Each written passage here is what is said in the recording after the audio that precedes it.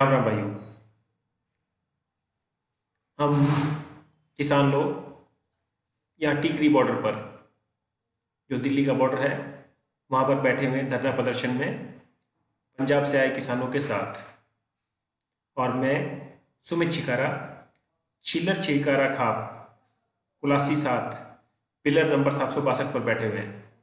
और मैं आपको समझाना चाहता हूँ कि हम लोग किसान जो हैं वो किस वजह से बैठे हुए हैं। हमें पहले तो सरकार की नीयत पे विश्वास नहीं है, उसके कारण है बहुत सारे। क्योंकि ये जो सरकार है, ये किसानों के बारे में ना तो इन्होंने किसानी की है, ना किसान के संपर्क में है, ना ही किसानों के हितों में इन्होंने कोई बात की है। जैसे भूमि अधिग्रहण बिल से शुरुआत की थी इन्होंने, जहाँ पे किसानों की जमीन अधिग्रहण के लिए उनकी किसानों की मंजूरी की जरूरत नहीं थी। दूसरी तरफ महंगाई जो है जो बढ़ाई, तो उसमें इन्होंने जो इनपुट कॉस्ट है किसानों की, जिसमें फसल में लगने वाली खाद है, बीज है, या इवन तेल है, डीजल, उसके दामों में कोई कोताही नहीं बरती गई, महंगाई उसी तरह से बढ़ती गई। लेकिन जब किसान को फसल की कीमत देने की बारी आई तो महंगाई बढ़ने का हवाला दिया गया। तो ये सरकार इस तरह से कह रही कि सरकार खुद तो ऐश करे और किसानों के ऊपर सारी जिम्मेदारी थोप दे, और जनता को किसानों के विरोध में खड़ा कर दे कि अगर किसानों ने अपने हक लिए तो आप लोग मारे गए। जबकि सरकार अपने ना तो खर्चे कंट्रोल कर रही है और किसानों को के खिलाफ लोगों को खड़ा कर रही है। पराली जलाने का कानून है, पराली लोग मजबूरी में जला रहे हैं, और आप अगर खरीदने का अल्टरनेटिव देंगे तो नहीं जलाएंगे वो, लेकिन फिर भी वो एक छोटी चीज़ है। दूसरी तरफ ऑर्गेनिक खेती के बारे में कहा गया, तो लेकिन जिन लोगों ने ऑर्गेनिक खेती करने की कोशिश की उन लोगों को भारी नुकसान हुआ है। तो ये सरकार आपको संभावनाएं बहुत अच्छी देती है। जैसे हमारे कृषि मंत्री जी हैं, वो कहते हैं कि मोदी जी चाहते हैं कि किसान की आमदनी दुगनी हो और उसको कम से कम एमएसपी जरूर मिले। फिर बाद में कहते हैं कि हम गारंटी देते हैं कि एमएसपी जरूर मिलेगा, लेकिन नियम नहीं बना रहे हैं। तो इन सब से दिखता है कि जो मोदी जी चाहते हैं, मोदी जी तो चाहते हैं कि भारत का नाम सारे संसार में नंबर 1 पर हो। हर एक गरीब से गरीब आदमी एयर फेयर दे और फ्लाइट से जाए, मतलब जो चप्पल पहनने वाला आदमी, जो चप्पल पहनने के लिए जिसके पास मतलब जूते खरीदने के लिए पैसे नहीं है, वो फ्लाइट से जाने के पैसे दे दे। तो उनके सपनों के अंबार पे ही ये भारत का जो नक्शा जो है, भारत की जो अर्थव्यवस्था डूबी है, वो उन्हीं के जो सपने हैं उन्हीं के आधार पर डूबी है। जो जैसे गुजरात के बेसिन से गैस निकालने में अंबानी ब्रदर्स को लगाया, ये तो शुक्र मानिए किसी ने नालियों से गैस नहीं निकाली, जो नालियों में गैस निकलती थी। लेकिन उन सब के बावजूद दिक्कत इस बात की हमें कि सरकार अदानी और अंबानी से विश्वास रखती है, उनको विश्वास में लेके काम करती है। अंबानी ग्रुप को फायदा दिलाने के लिए एरोनॉटिकल इंडिया लिमिटेड AIL को ठप कर दिया, और राफेल विमान का जो समझौता करार किया वो रिलायंस ग्रुप के साथ कर दिया। जबकि रिलायंस को ना तो एरोनॉटिकल का कोई जानकारी थी, फिर भी उनकी उपाधि क्या थी कि वो हमारे मोदी साहब के दोस्त थे। दूसरी तरफ अदानी जी हैं, उनको फायदा देने के लिए अब किसानों को डुबाया जा रहा है, FCI को डुबोने की कोशिश की जा रही है। तो नीयत तो हमें दिखाई दे रही है। अब अदानी जी ने जो है नौलथा में 100 एकड़ जमीन खरीद ली है 2017 में भंडारण के लिए, तो मोदी जी पीछे क्यों हटे? लेकिन इन सब के बाद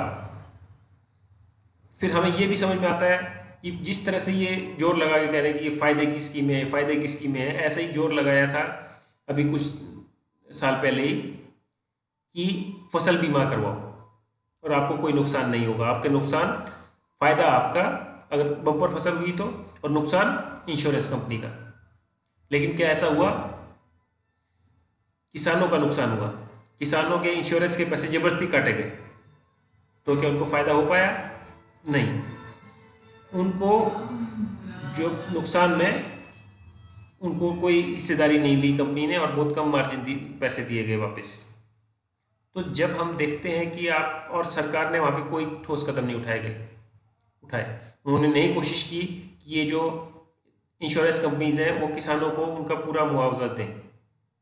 और दूसरा नुकसान क्या हुआ कि सरकार जो पैसे देती थी, कहीं पे भी नुकसान होता था, सूखा पड़ जाता था, ज़्यादा बारिश हो जाती थी, ओले गिर जाते थे, सरकार मदद करती थी, वो मदद भी ख़त्म कर दी, ये कह करके कि आपने बीमा क्यों नहीं करवाया। तो सरकारी मदद जो आती थी वो भी ख़त्म कर दी, और जो उसमें भी यही गिरदावरी होती थी, 80% लोगों को नुकसान होता था, तो गिरदावरी में या उस मतलब उस हिसाब से उसको बेनिफिट मिलते थे किसानों को। और यहाँ पे भी फसल बीमा में भी वही हाल है। तो बेनिफिट क्या मिला? जो आपने पैसे लगाए, किसानों के पैसे बैंकों से जबरन काटे, और जिन लोगों के बीमे नहीं थे उनको खास साफ मना कर दिया नुकसान के लिए। तो आप किस जवाबदेही की बात करते हैं? कैसे दिखाते हैं कि आपकी नीयत जो है वो किसानों के हित में है? हम किसान लोगों को नहीं समझ में आ रहा है ये बात कि किसान की सरकार की नीयत किसानों के हक में है, इसीलिए ये प्रोटेस्ट हो रहा है। फिर भी आपको मैं बता दूं कि किसान जो बैठे हैं वो अभी भी इसको अपना प्रतिष्ठा का प्रश्न नहीं बनाए हुए हैं। और जो जगह जगह पर जो किसान जो है समर्थन में जा रहे हैं सरकार के, उनसे भी अनुरोध करूंगा मैं कि आप लोग हमें आके समझाइए कि कहीं हम बरगला तो नहीं दिए गए। हमें समझाइए कि किस तरह से ये बिल हमारे फायदे में होंगे, क्योंकि हमें लगता है कि ये ऐसे कानून हैं जैसे अनियमित भंडारण का कानून। इसमें अगर हम किसान अगर मिल के यूनियंस भी अगर चाहें कि हम अपना अनाज, गेहूँ, चना, चावल अदानी ग्रुप को नहीं देंगे, तो वो लोग अदानी ग्रुप विदेशों से बहुत बड़ी खेप उठा सकते हैं। और आपको पता है विदेशों से हम कम्पीट नहीं कर सकते, क्योंकि वहाँ पे सरकारें बहुत ज़्यादा बड़े रूप से अपने एग्रीकल्चर सेक्टर को फंड करती हैं। तो उनसे हम कम्पीट नहीं कर सकते। वो लाके सस्ता माल यहाँ पे डाल देंगे तो हमारे किसान किसी भी तरह से रेट में कम्पीट नहीं करता। आज मोदी जी कह रहे हैं कि भाई आप मजबूत हो तो आप प्रतिस्पर्धा से क्यों डरते हो? मोदी जी मजबूत तो आप भी हो, 56 इंच का सीना है आपका, लेकिन फिर भी आप एक झुंड बना के, 15 करोड़ लोगों का झुंड बना के, और उसके बाद जो वहाँ पे भी वोटें नहीं मिलती तो त्रिकोणीय मुकाबला, चौतरफा मुकाबला बना के आप जीत रहे हो फिलहाल। और जिसमें ईवीएम की बातें भी छोड़ो, लेकिन मैं ये नहीं कह के कि भी आप क्या कर रहे हो।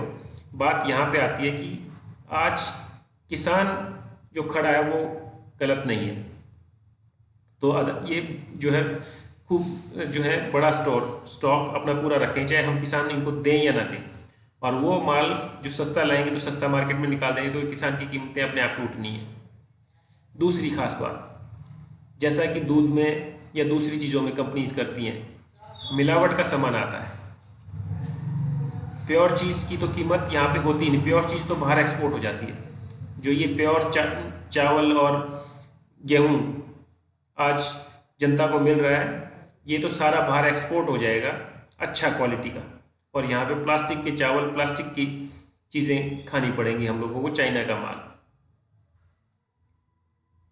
दूध में भी आप देखिए, सोयाबीन का दूध कितनी मात्रा में आता है जब से अमूल में जो वी कुरियन साहब से जो चीज़ें हट गई हैं, जो रिलायंस शेयर ले लिया जैसे, तो जब कंपनीज के हाथ में चला जाता है, उससे पहले दूध तब भी सस्ता खरीदा जाता था। वी कुरियन साहब थे अमूल में, तब भी दूध सस्ता खरीदा जाता था, लगभग 27 रुपये किलो के आसपास, और मार्केट में बिकता था 55-58।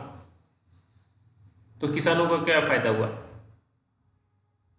लेकिन इसमें भी लोगों को भी नकली सामान मिलेगा, किसानों को भी दाम नहीं मिलेगा। तो ये है अनियमित भंडारण से किसानों को दिक्कत।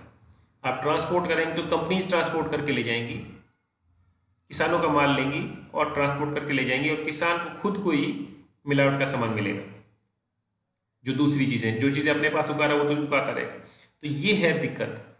अब हमें दिक्कत ये आती है, सरकार हमारे साथ कैसे खेल रही है। सरकार हमारे साथ खेल रही है कि जो सरकार कहती है कि बी पॉजिटिव। पहले इनको, जब इनकी सरकार नहीं थी तो सभी चीज़ों में जो आधा भरा हुआ गिलास था वो आधा खाली नजर आता था। अब इन्हें वो आधा भरा हुआ नजर आता है और ये इसको बी पॉजिटिव कहते हैं, पॉजिटिव एटीट्यूड। लेकिन ये पॉजिटिव एटीट्यूड फिर चला जाता है जब ये किसानों के आंदोलन में कभी खालिस्तानियों को ढूंढते हैं या अलगाववादियों को या फिर किसी आंदोलन के लोगों को या फिर मेधा पाटकर को, कि सब जगह आ जाते हैं, टुकड़े टुकड़े गैंग को।